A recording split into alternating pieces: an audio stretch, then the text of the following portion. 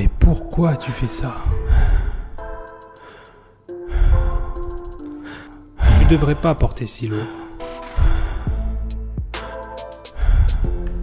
Fais attention à ton dos quand même.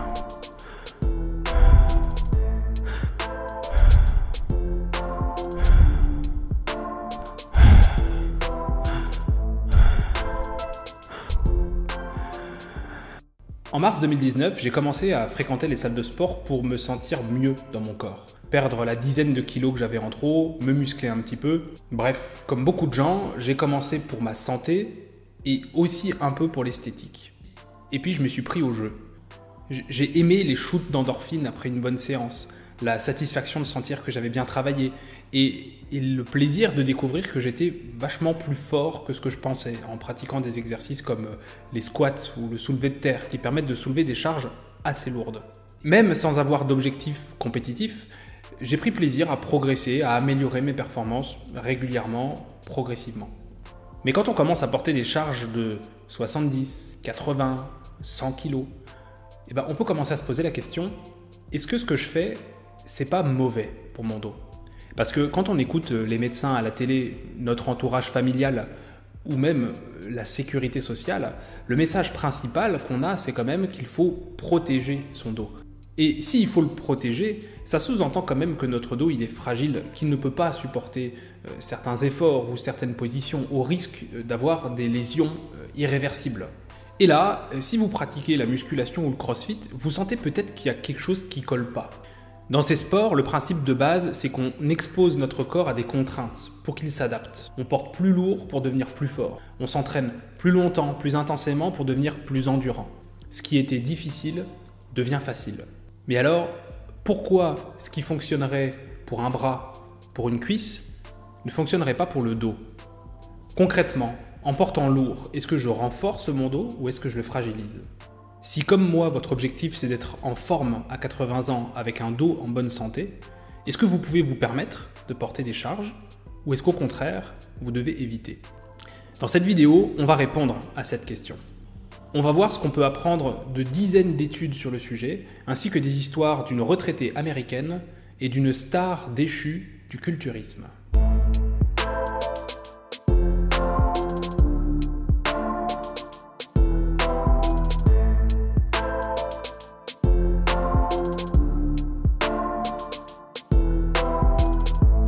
Quand on parle de porter des charges lourdes, il y a un nom qui revient souvent dans les discussions parmi les pratiquants de musculation, c'est celui de Ronnie Coleman.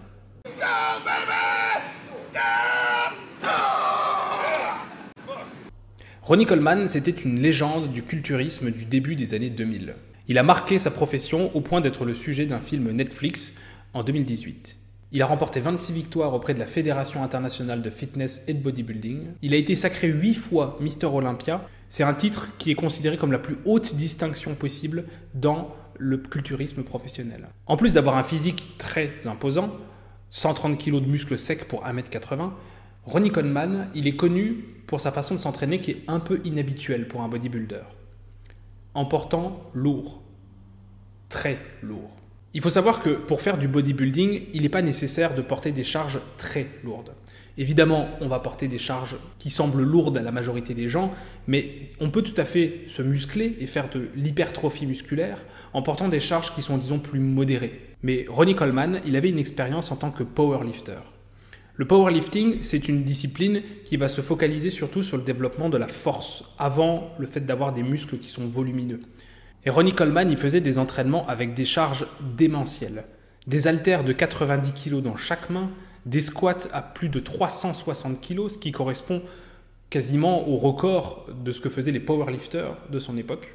Et il a fait plusieurs vidéos d'entraînement qui sont devenues légendaires dans le milieu de la musculation et qui ont motivé des milliers de pratiquants. Tous ces exploits lui ont valu le surnom de « The King », le roi. Mais après avoir atteint le sommet, la chute n'en fut que plus dure. En 2018, et à la suite de la pose de 2 prothèses de hanche et de plus de 8 opérations de la colonne vertébrale, Ronnie Coleman souffre de douleurs intenses et il n'arrive plus qu'à se déplacer qu'avec l'aide de béquilles. Il a alors 54 ans. Et à plusieurs reprises, j'ai vu l'exemple de Ronnie Coleman cité comme la preuve que porter des charges lourdes, c'est dangereux à long terme pour le dos et pour les articulations, même pour une personne qui est entraînée. Et je pense que c'est une erreur. Déjà, chercher à tirer des conclusions générales en se basant sur l'expérience d'une personne, c'est bancal. Parce qu'il y a énormément de facteurs qui peuvent influencer le fait qu'en vieillissant, on développe de l'arthrose, des disques abîmés, de la douleur ou pas. Mais si en plus, la personne qu'on prend comme exemple est aussi hors norme que Ronnie Coleman, ça n'a aucun sens. Je veux dire, qu'est-ce que quelqu'un comme vous ou moi, on pourrait retirer comme information pertinente pour nous en regardant quelqu'un comme Ronnie Coleman? Pas grand-chose en fait. Déjà, je n'ai pas le physique de Mister Olympia et je ne cherche pas à l'avoir, comme je pense la majorité des gens qui regarderont cette vidéo. Je prends plaisir à améliorer mes performances, mais je ne cherche pas à être le meilleur. Ronnie Coleman, il vivait pour la compétition. Il s'entraînait 6 jours par semaine de façon très intense et il a même avoué avoir pris des stéroïdes anabolisants qui sont connus pour avoir des effets désastreux sur la santé à long terme. Mon objectif à moi, c'est d'être à 70 ans, valide et en forme. Et évidemment, je ne me dope pas, sauf au café. Mais ça compte pas, je crois.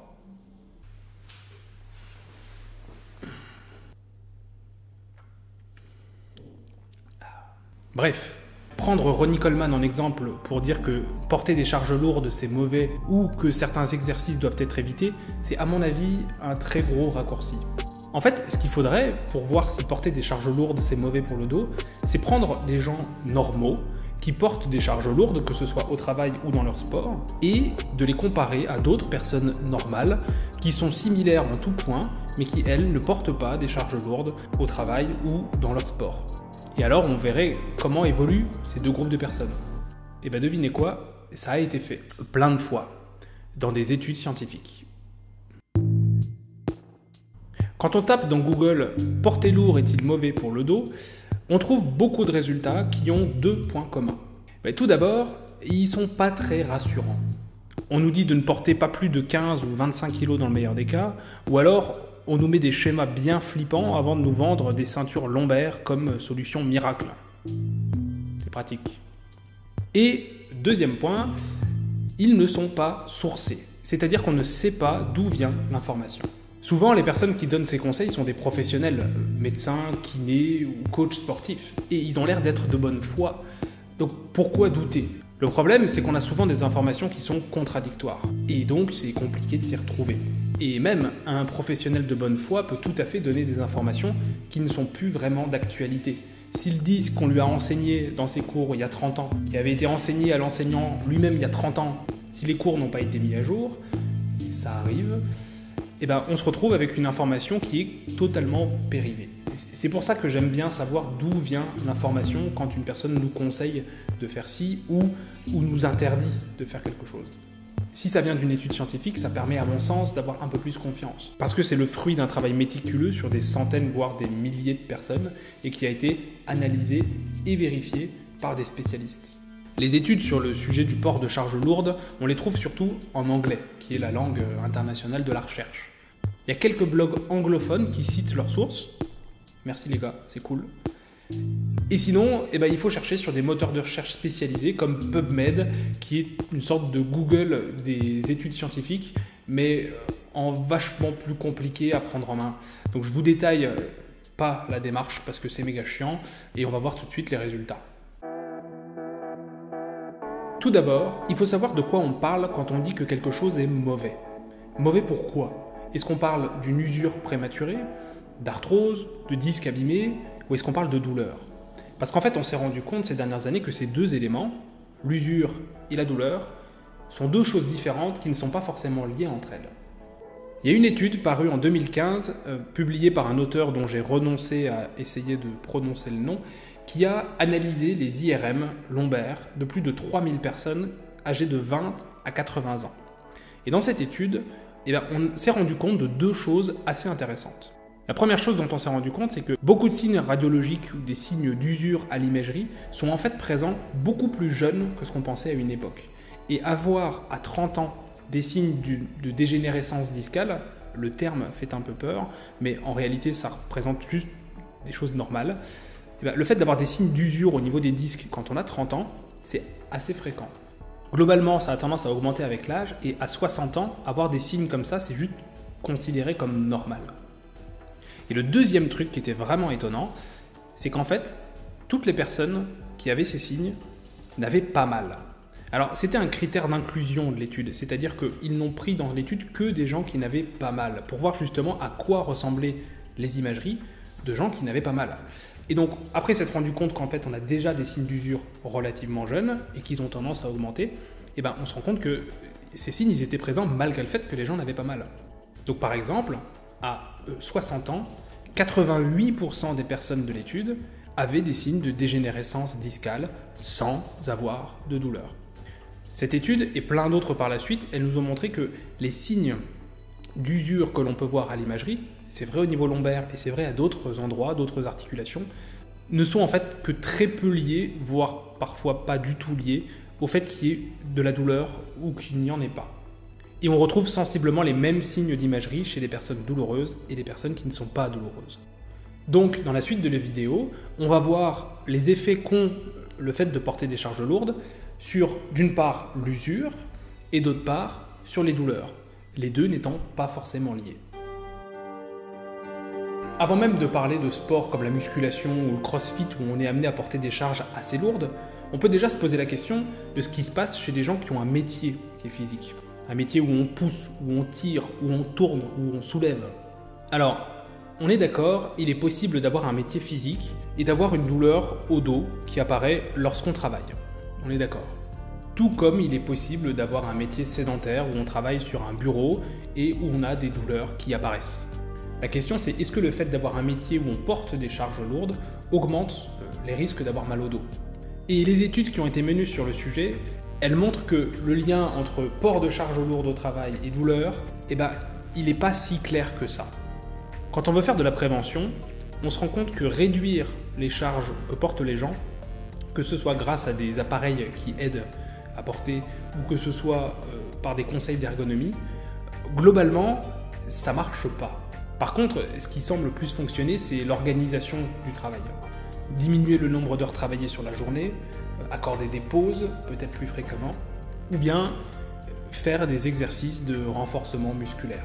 Donc en fait, mettre les gens dans de meilleures conditions pour faire les efforts, ça semble être plus efficace que de diminuer les efforts qu'ils ont à faire. Mais est-ce que les personnes qui ont un métier qui est physique, ils ont une usure qui est plus importante au niveau du dos? Eh ben, même pas. On peut citer par exemple l'étude de Twin Spine Study. Ils ont suivi des vrais jumeaux qui avaient donc le même âge et la même génétique, mais qui faisaient des métiers qui étaient très différents.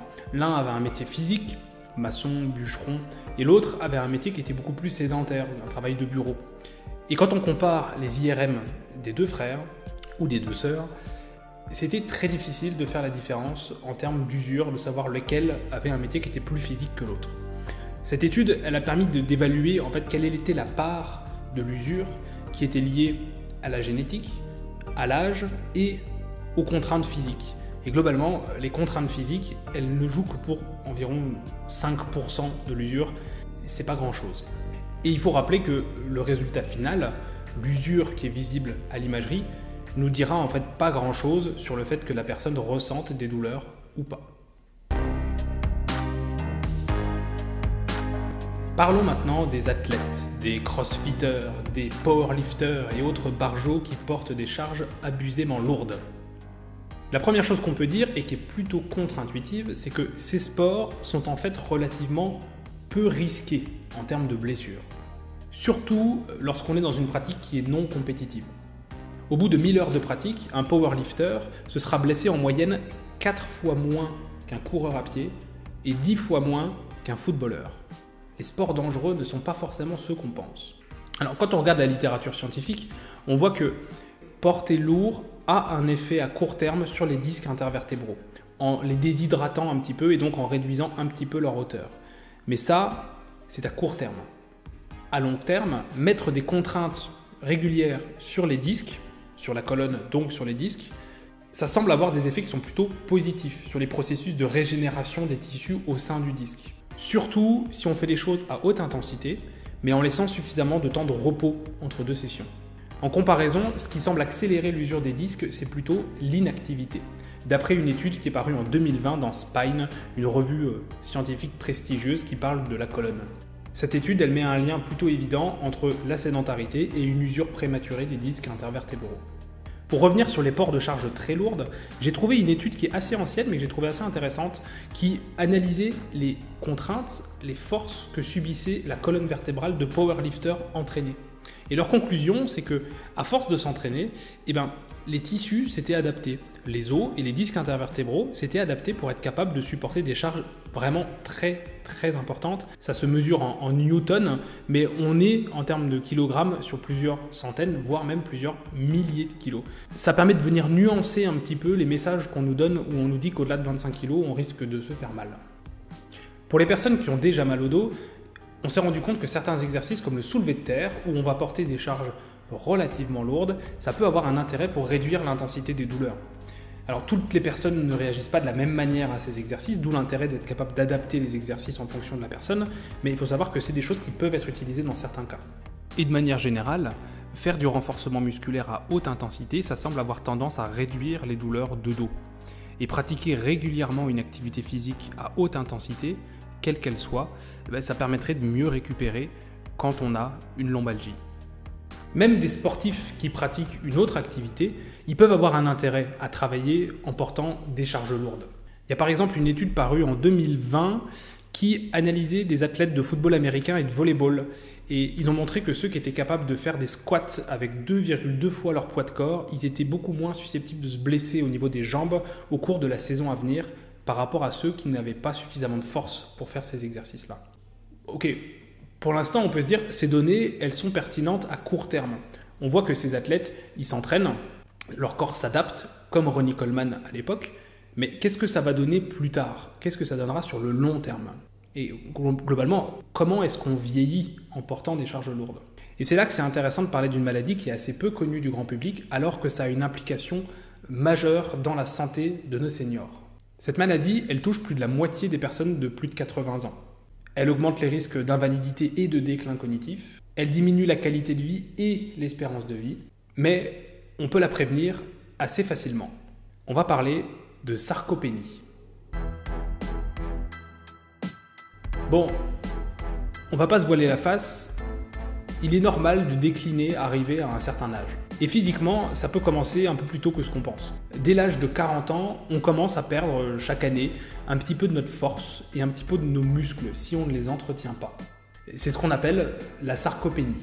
Quand on a une sarcopénie, on a une espérance de vie qui est plus courte, plus de risques de chute et de blessures, et une récupération qui est moins bonne après celle-ci. Ce qui veut dire aussi plus de risques de dépendance. Alors, les causes de la sarcopénie, elles sont débattues, elles sont probablement multiples.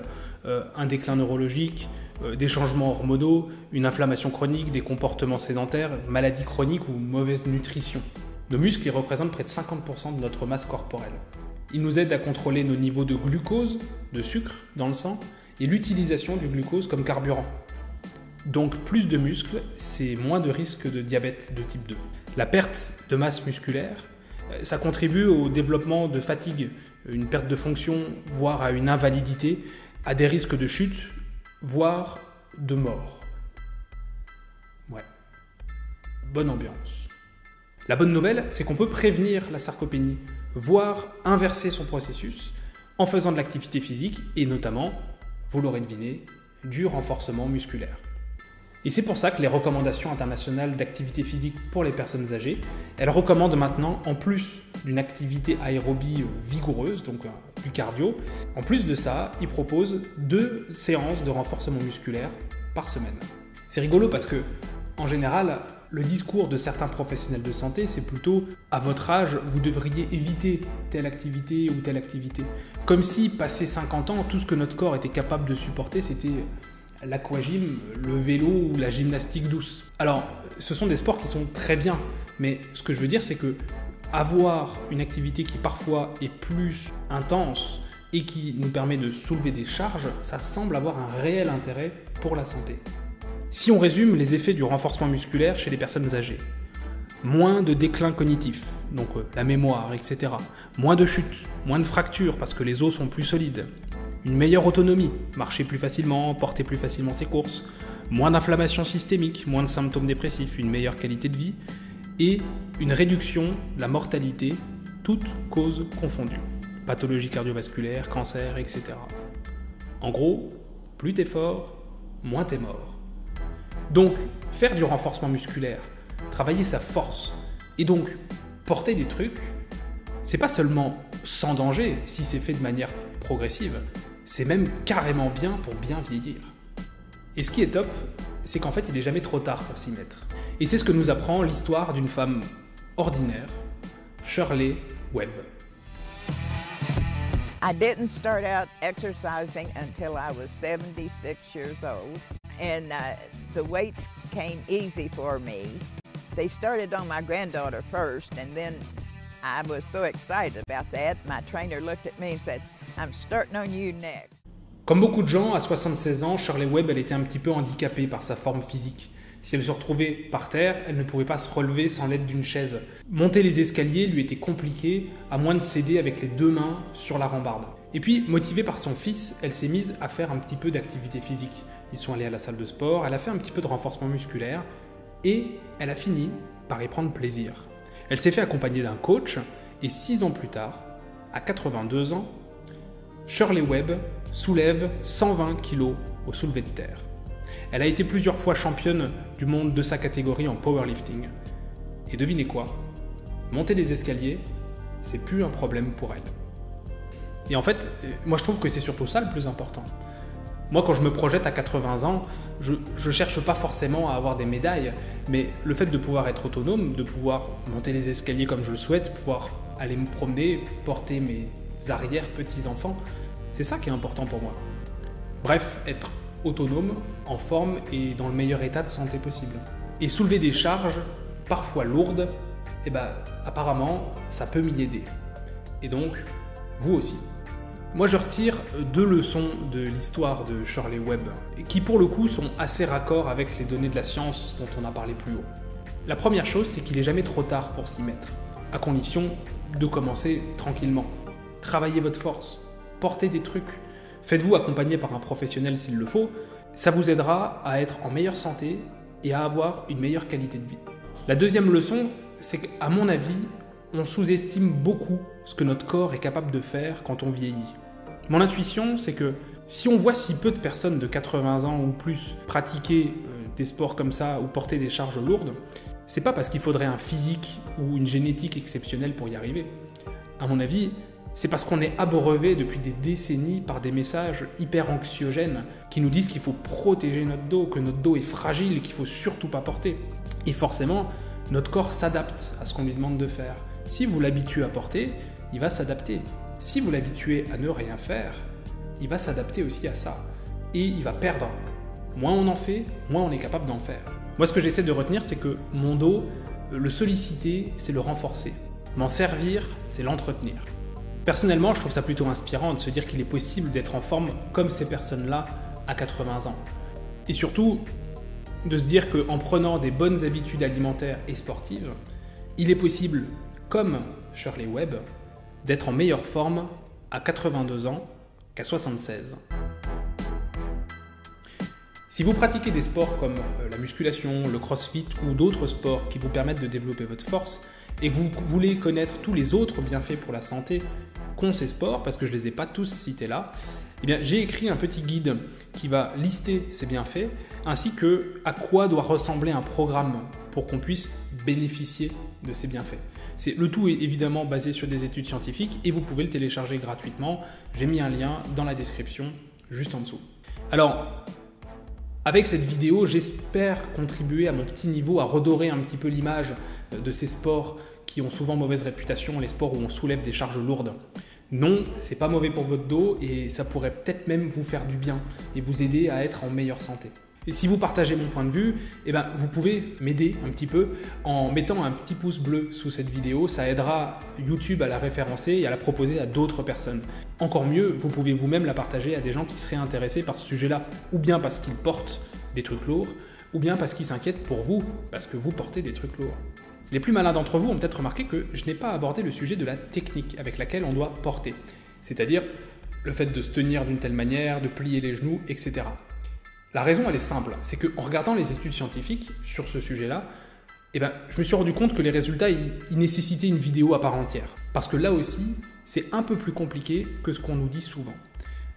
Donc, il y aura une vidéo à part entière pour ce sujet-là, et ça tombe bien, c'est la prochaine que je vais faire. Si vous ne voulez pas la manquer, pensez à vous abonner. Préparez-vous à ce que la fois prochaine, plutôt que de se casser le dos, on casse quelques mythes. Allez, à bientôt!